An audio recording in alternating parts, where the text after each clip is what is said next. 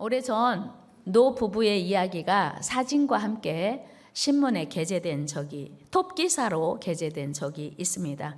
미국 라이프 잡지사의 사진 기자가 영국을 방문하던 중에 이제 아침 식사를 하려고 어느 지하철 대합실에 있는 식당에 이제 방문하게 되었습니다. 마침 그때 어떤 노 부부가 서로를 부축하면서 들어오더니 마치 소꿉친구인 것처럼 정답게 마주 앉아서 음식을 주문했습니다.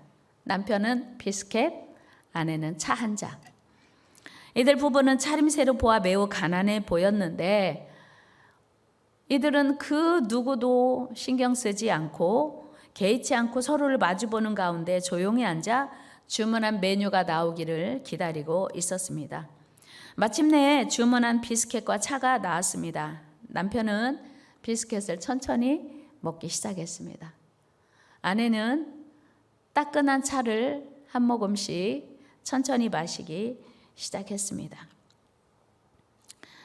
아내가 차를 몇 모금 마시고는 남편을 물끄러미 바라보고 있었습니다. 그런데 그 순간 기자의 눈에 신기한 광경이 펼쳐졌습니다. 남편이 비스켓을 반쯤 먹더니 갑자기 틀니를 뽑아서 깨끗이 닦더니 아내에게 주는 것이었어요. 아내는 아무렇지도 않게 그 틀니를 받아서 자기 입에 넣고는 남편이 먹다 남긴 비스켓을 천천히 먹기 시작했습니다. 그리고 남편은 그 아내가 먹다 남긴 따뜻한 차를 마셨습니다. 둘이 서로 아내는 비스켓을 먹으며 남편은 아내가 남긴 차를 마시며 바라보는 눈빛이 너무나 따뜻하고 그리고 사랑스러운 눈빛이었습니다. 그 광경을 지켜보고 있던 잡지사 기자는 갑자기 눈시울이 뜨거워지고 코가 찡하는 감동을 받았습니다. 노 부부는 가난하지만 서로를 존경하고 진심으로 사랑하고 있음이 말이 아닌 행동으로 보여주고 있었기 때문이었습니다. 여러분, 참된 사랑이란 무엇일까요? 여러분, 진정한 사랑의 기준은 무엇입니까? 오늘 본문 35절에 보니까 예수님이 이렇게 말씀하고 있습니다. 너희가 서로 사랑하면 이로써 모든 사람이 너희가 내 제자인 줄 알리라. 그러니까 제자의 조건이 서로 사랑하는 것이다 라고 하는 거예요.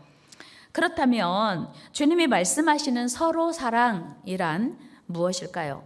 우리는 보통 자기 나름의 기준을 가지고 살아갑니다. 그것이 사랑이든 성공이든 그 기준은 조금씩 다를 수 있습니다. 우리나라 사람들은 보통 생각할 때 중산층 하면 직업, 평균 소득, 학력 등을 근거로 해서 나는 중산층이야, 아니 나는 중산층 이하야, 그렇게 기준을 정한다고 해요. 그러나 프랑스의 제22대 대통령이었던 자크 시라크는 중산층의 기준이 무엇입니까? 라고 하는 기자의 질문에 이렇게 대답했습니다. 적어도 프랑스의 중산층이라면 소득은 논외로 차치하더라도 우선 하루에 적정량의 운동을 할 것, 그리고 한 달에 서너 권의 교양서적이나 전문서적을 읽을 것, 그리고 여기서 한 가지 더 말하면 한 가지 이상의 악기를 연주할 것, 그리고 한 가지 이상의 요리를 스스로 할 것, 이것이 중산층의 기준이라고 했습니다. 그는 단순히 소득이나 직업, 학력과 같은 평면적이고 양적인 측면에서 중산층을 규정하는 것이 아니고 보다 구체적이고 질적인 면에서 중산층을 규명하는 것입니다. 그렇다면 우리는 어떤 기준으로 주님의 제자임을 증명할 수 있겠습니까? 오늘날 많은 성도들이 주님의 제자에 대한 기준을 제시해 보라고 하면 적어도 주님의 제자라면 매주 교회에 나와서 예배를 드리는 것, 그리고 일정에 헌금을 드리는 것, 그리고 교회에서 봉사활동을 하는 것, 뭐 이런 정도로 이야기하지 않겠습니까? 물론 이와 같은 기준은 성경 전체를 보면 전혀 틀린 대답은 아닙니다. 하지만 오늘 말씀을 보면 우리 주님은 우리가 생각하는 것과 좀 다른 기준을 제시하고 있습니다. 우리가 생각하는 것과는 좀 더 구체적이고 우리가 생각하는 것보다 차원이 높은 기준을 제시하고 계십니다. 그것은 바로 서로 사랑하라는 것입니다. 그것도 예수님께서 우리를 사랑하시는 것처럼 서로 사랑하라는 것입니다. 오늘 본문은 예수님께서 최후의 만찬을 하시고 가룟 유다가 자리를 뜨자마자 제자들에게 주신 11제자들에게 주신 새 계명입니다. 지금까지 예수님의 제자들은 구약에서 가르쳐 주신 옛 계명을 알고 있었고 행하고 있었습니다. 옛 계명이란 내 이웃을 내 몸처럼 사랑하라는 것이었습니다. 이 계명은 인간의 사랑에 기초한 자기 사랑의 기준이 있었다면 새 계명은 예수님의 사랑, 즉 십자가에서 우리를 위해서 물과 피를 다 쏟아주신 그 사랑에 근거한 사랑을 하라고 말씀하시는 것입니다. 결국 예수님께서 우리에게 가르쳐 주시는 새 계명은 우리로 하여금 이기적이고 조건적이고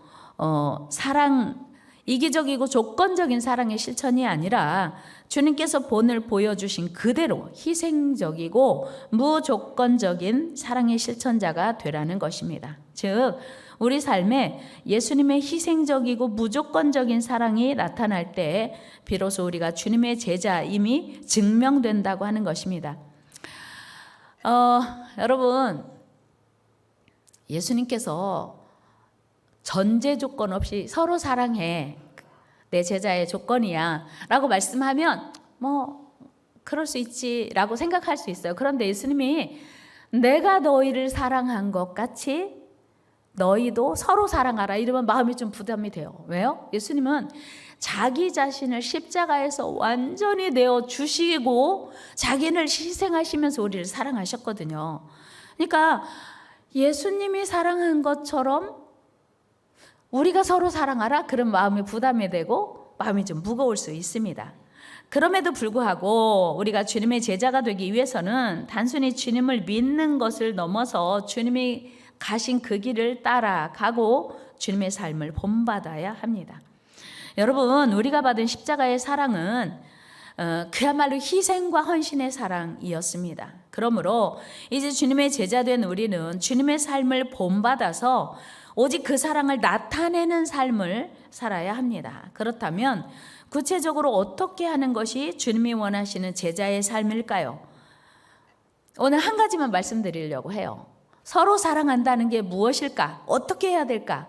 그것은 상대방을 있는 그대로 받아들이고 수용하는 것입니다. 그러기 위해서 그 사람의 실수와 허물까지도 용서하고 수용하는 것입니다.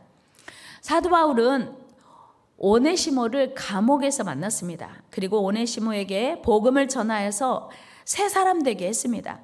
그런데 문제는 오네시모가 빌레몬의 종이었었고 빌레몬에게 큰 죄를 용서받지 못할 죄를 지고 도망쳐 나온 거예요. 그래서 빌레몬은 오네시모의 주인이었는데 빌레몬에게 손해를 끼치고 달아난 노예에 대해서 사도 바울은 빌레몬에게 이런 편지를 보냅니다. 우리 빌레몬서 1장 15절 말씀 같이 읽어요. 시작. 아마 그가 잠시 떠나게 된 것은 너로 하여금 그를 영원히 두게 함이리니. 그러니까 지금 오네시모가 잠시 도망쳤는데 오히려 그것이 영원히 함께 있는 계기가 될 거다, 그런 얘기하는 거예요. 18절 말씀도 한번 같이 읽어요. 시작. 그가 만일 네게 불의를 하였거나, 아멘. 바울이 얘기하는 거예요. 혹시 오네시모가 빌레몬 당신에게 빚진 것이 있거나 훔친 것이 있으면 내가 계산할게, 그런 얘기예요.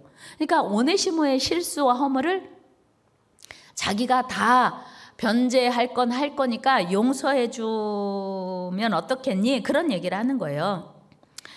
그러니까 오네시모는 지금 내용은 뭐 잘 몰라요. 빌레몬에게 무언가를 훔쳐서 달아났든지 아니면 어떤 중요한 일을 맡겼는데 그 일을 수행하지도 않고 돌아오지도 않고 도망쳤든지 아마 그 배은망덕한 노예였던 것 같습니다. 당시 로마법에 의하면 이런 종은요 사형에 해당하는 죄인 거예요.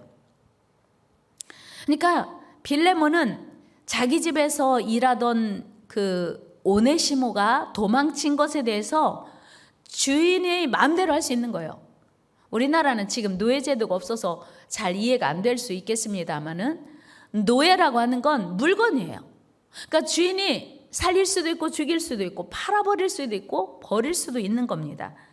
그런데 사도 바울을 오네시모가 만나서 회심하고 변화되었다는 거예요.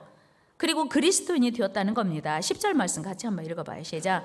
갇힌 중에서 낳은 아들 오네시모를 위하여 네게 간구하노라. 아멘. 우연히 오네시모가 사도 바울을 만나게 된 거예요. 그래서 사도 바울에게 복음을 듣고 회심을 하고 이제 하나님의 사람이 되었다는 것입니다. 그리고 이제 바울 곁에서 바울을 수종드는 신복이 되었다고 12절은 이야기하고 있습니다. 한번 읽어요. 네게 그를 돌려보내노니 그는 내 신복이라. 그러니까 그 오네시모가 도망친 사이에 얼마인지는 모르지만 그 기간 동안에 바울을 만났고 바울을 만나서 예수를 믿게 되었고 이제 바울에게는 없어서는 안 될 이제 신복이 되었다고 하는 거예요.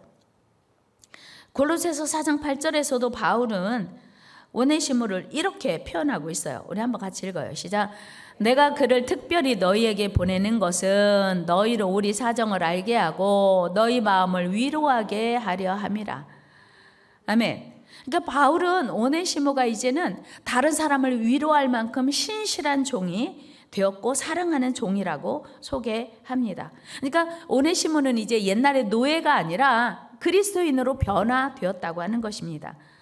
사도 바울로서는 이런 오네시모를 계속 자기 곁에 두고 머물러 있게 할 수 있지만 주인에게 용서를 받고 주인에게 이제 그 인정을 받게 하고 싶어서 제대로 된 용서의 과정을 거치게 하고 싶어서 오네시모를 빌레몬에게 돌려보내기로 결정하고 이 편지를 보낸 것입니다. 그래서 빌레몬에게 뭐라고 말하냐면 용서하라. 오네시모를 용서하라. 그리고 그리스도 안에서 형제로 받아줄 것을 호소합니다. 이는 그리스도 안에서 회개한 오네시모를 주님의 마음으로 용서하라고 하는 거예요. 그렇습니다. 우리가 주님의 제자가 되어 하나님을 섬기기 위해서는 주님의 십자가 사랑이 필요합니다. 우리 모두에게는 나름대로의 실수와 허물이 있기 때문이에요. 또 사회적인 지위나 학력 또는 경제적인 능력의 차이가 있기 때문에 이 모든 차이를 극복하고 주님의 거룩한 몸을 세우기 위해서는 우리가 서로 사랑하는 길밖에 다른 방법이 없기 때문이에요. 우리 베드로전서 1장 22절 말씀 같이 한번 읽어보겠습니다. 시작. 너희가 진리를 순종함으로 너희 영혼을 깨끗하게 하여 거짓이 없이 형제를 사랑하기에 이르렀으니 마음으로 뜨겁게 서로 사랑하라. 아멘. 형제를 사랑하되 뜨겁게 사랑하라고 하는 거예요. 여러분, 뜨겁게 사랑한다고 하면 마음이 어떠세요? 뜨겁게 사랑한 지가 하도 오래돼서 잘 마음이 공감이 안 되시나요? 여러분, 여기서 거짓이 없는 사랑이란 우리 주님이 십자가에서 우리에게 베풀어 주신 희생적 사랑을 의미합니다. 왜 그렇습니까? 참 사랑은 자기 희생을 동반하기 때문이에요.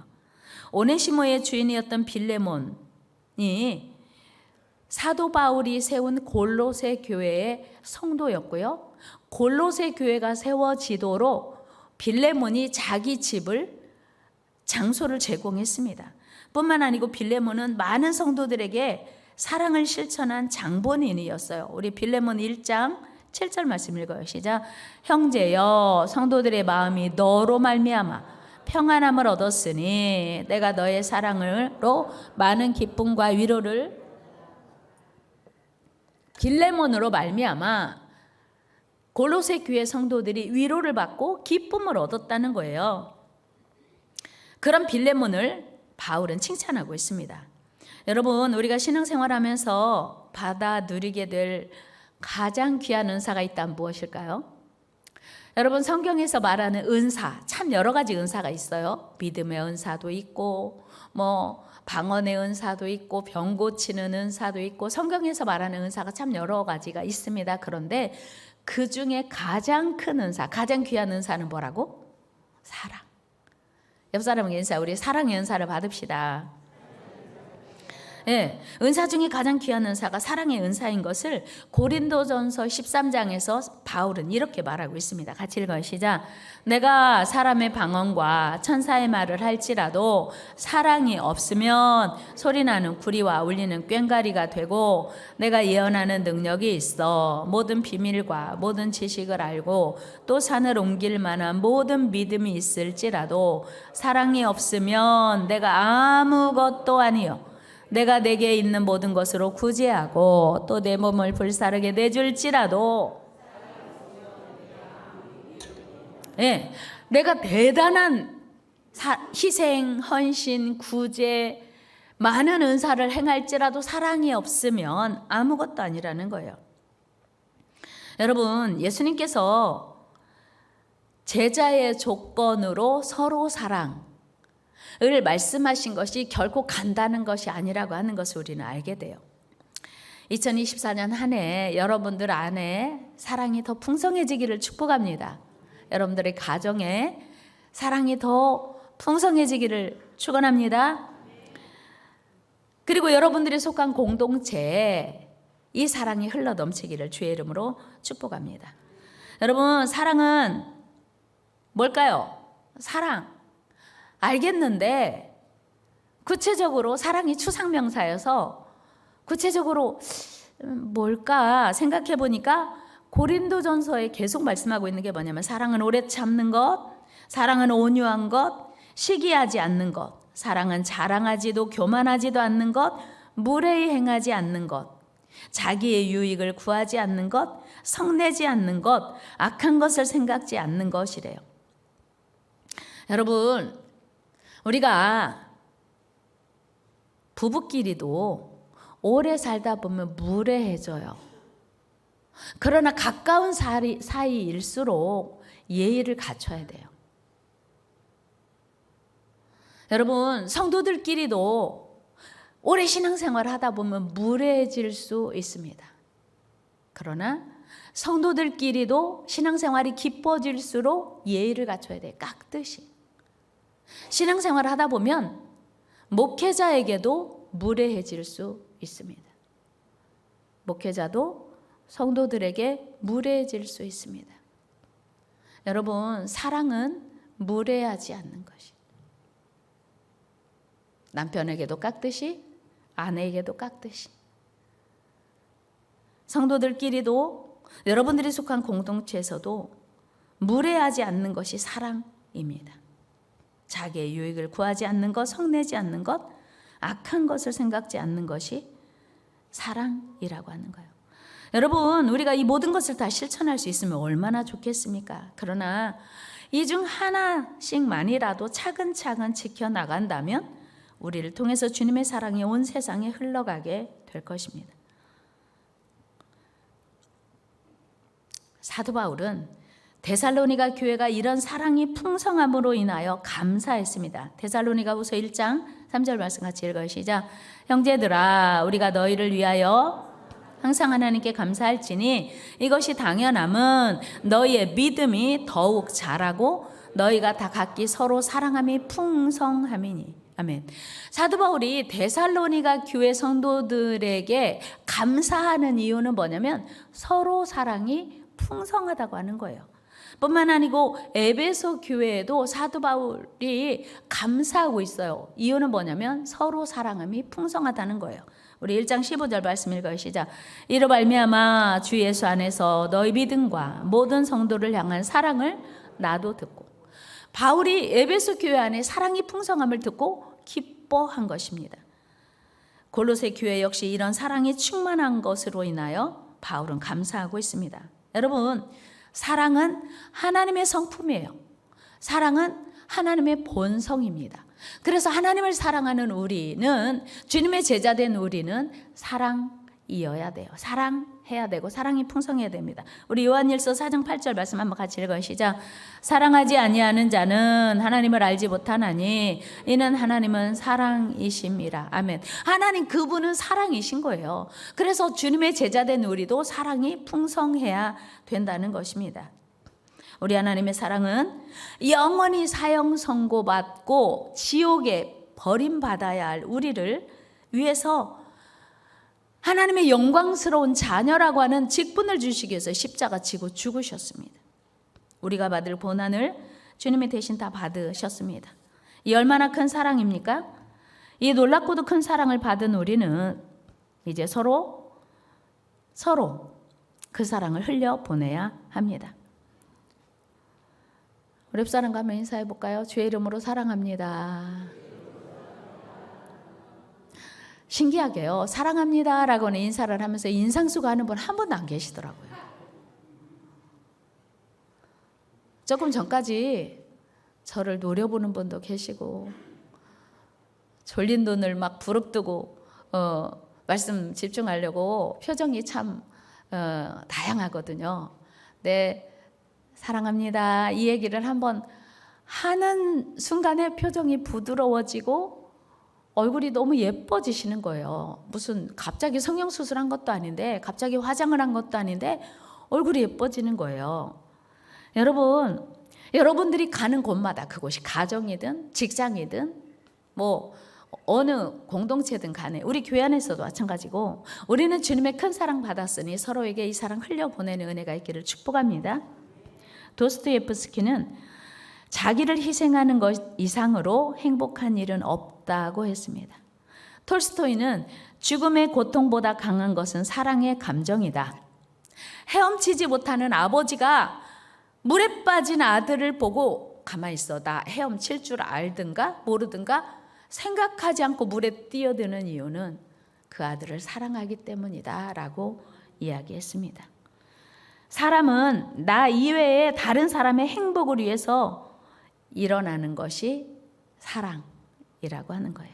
여러분, 저는 우리 교회가 사도 바울과 같이 목회자는 성도들을 사랑하고 성도들은 목회자를 사랑해서 행복하고, 그리고 서로 기뻐하고 사랑하는 행복한 공동체, 사랑이 넘치는 공동체 되기를 소망합니다. 저는 여러분들의 가정이 남편이 아내를 소중히 여기고 사랑하고 아내가 남편을 섬기는, 존중하는 행복한 공동체 되기를 소망합니다. 성도끼리 서로 만나면 사랑이 충만해져서 행복이 넘치는 교회가 되기를 소망합니다. 이것이 주님의 제자들이 모인 교회입니다. 오늘 말씀 이야기 하나 해드리고 말씀 마치려고 합니다. 김제 금산교회의 이야기입니다. 당시 그 지역의 일대 부호였던 조덕삼이라는 분이 있었습니다. 그 집에는 경상도에서 머슴을 온 마부였던 이자익이라는 청년이 있었습니다. 그들은 미국 선교사 테이트로부터 복음을 받다 금산교회를 개척하고 자신의 재산을 들여서 교회를 지었습니다. 이자익이라고 하는 마부 머슴은 본래 글을 모르는 사람이었습니다. 조덕삼 주인의 아들에게 한글을 배워서 깨우쳤습니다. 당시 조덕삼 씨는 얼마나 부자였던지 전주지방까지 다 합해도 큰 소리칠 만큼 큰 부자였다고 해요. 그때만 하더라도 양반과 천민이 철저하게 신분이 나누어져 있었고, 그리고 부자와 가난한 사람의 차별이 분명할 때였습니다. 테이트 선교사는 김제를 중심으로 크게 활동하였고, 선교 활동이 이제 반경이 점점 넓어지면서 이제는 매 주일 예배를 금산교회에 와서 인도할 수 없게 되었던 거예요. 그때 선교사님은 이자익 청년에게 지금의 전임 전도사격인 영수라고 하는 직분을 주어서 주일 설교를 선교사님이 못 올 때 대신하게 했어요. 그러니까 마부요 머슴인 이자익 청년이 영수가 되어서 주일날 설교를 하는데, 그 밑에 앉아서 그 집의 주인이고 지주인 조덕삼 씨가 앉아서 은혜를 받았던 것입니다. 그 이자익 청년이 영수가 되는 날 그 주인이며 부자인 조덕삼이 이렇게 말했습니다. 우리 집에서 머슴으로 일하던 일꾼이 교회 설교자가 되다니 얼마나 자랑스러운가. 그는 진심으로 기뻐했다고 했습니다. 그리고 자신은 앉아서 그의 설교를 들으며 교회를 열심히 섬겼습니다. 조덕삼 씨는 이자익 영수를 통해서 은혜를 충만히 받을 뿐 아니라 조금도 시기 질투하지 않았습니다. 여러분 그 광경을 한번 생각해 보세요. 집에 오면 머슴이요 마부인데 교회에서는 담임 전도사로 설교를 하니 그 관계가 참 복잡했을 법한데 조덕삼 씨는 조금도 시기하거나 질투하지 않고 업신여기지 않고 무례히 행하지 않고 존경했다는 것입니다. 교회는 점점 부흥이 되어서 드디어 장로를 선출하게 되었습니다. 1908년 성도들은 장로를 선출했는데 주인 조덕삼과 주인집의 머슴인 이자익 씨를 장로로 추천하게 되었습니다. 대부분 교인들은 조덕삼 지주가 당연히 장로로 선출될 것이라고 생각했습니다. 그러나 결과는 예상 밖이었습니다. 머슴이며 마부인 이자익 씨가 초대 장로로 선출된 것입니다. 이때 조덕삼은 당시 의장인 테이트 선교사님으로부터 발언권을 얻고 앞으로 나갔습니다.